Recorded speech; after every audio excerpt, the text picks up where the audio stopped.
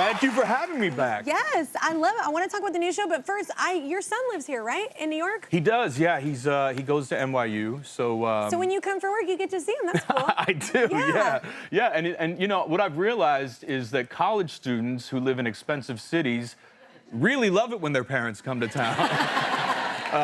And so do their friends, you know, because that means a free meal or two and maybe an event of some kind that they can't afford. So it's They're nice. like, yes, we should do that. Where's your wallet? Yeah, exactly. Yeah, that's amazing. So you also got to work with him, though, on this series. How did that happen? I did. So, yeah, my son in the new show Motorheads on Prime Video plays my brother, which is odd, but only in flashbacks. So the producer and the showrunner had the idea of casting him in this role that takes place in flashbacks of being my younger brother. Yeah. And one of the most interesting things about that was that we had to spend time with the showrunner, the head writer, talking about what our childhood was like growing up together as brothers.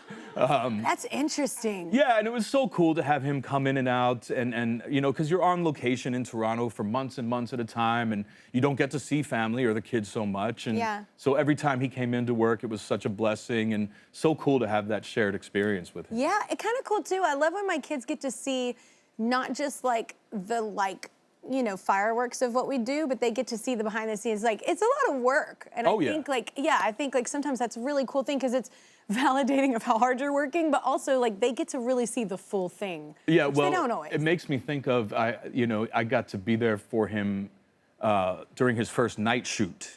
Yeah. You know, where we're filming until 3 or 4 in the morning, and to see the poor guy, he's 21, but to see him get so tired at 2:30 in the morning, it was like, yeah, I've been doing this for 30 years. Yeah, you're like, oh, is it tough? You're like, yeah, that's the same thing. Wait, so what is Motorheads? Tell everybody what the show's about. So it's the perfect coming-of-age summer series. It's all about first loves and heartbreak and first cars. It's really a love letter to automobiles in a lot of ways. Yeah. We've often said that the show is kind of like if you took Fast and the Furious and Friday Night Lights. Yeah. You know? Put those two beautiful worlds together. Okay. Yeah, well, just like in Friday Night Lights, you've got these small Texas towns obsessed with football. Ours takes place in a Rust Belt town that's obsessed with motorsports, so it's a big part of it.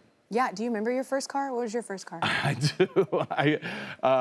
You know, I had to work and pay for my first car. Too. Yeah. So I ended up getting a 89 Hyundai XL. Which I decided to go with one that was bright red. It looked similar to that, similar, except for mine had like ground effects and a spoiler on the back that made it look like it was a fancier car than it was. That was like the thing. Everybody put the spoiler on. Like, I feel like when we were younger, everybody did that always. Yeah. So Hoda talked a little bit about, you know, taking leap and jumping in life. Are you good at that? Is there something, like a time you like jumped in life and tried something new that you maybe this could be a big failure, but it like worked out?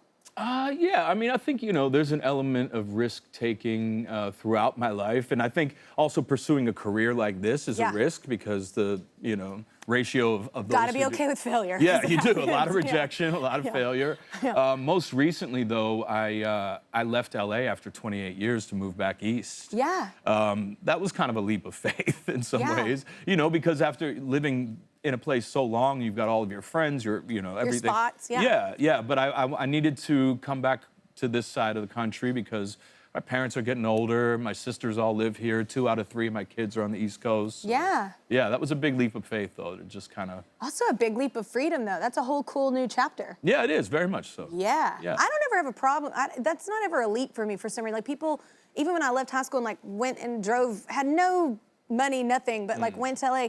I think it's kind of an artistic thing too, just to be such a dreamer. You're like, it's gonna be fine. Yeah. It's gonna be fine. Like, I would never want my kids to do what I did, but I was, the whole time I was like, yeah, I'm doing this really poor decision, but it's gonna be fine.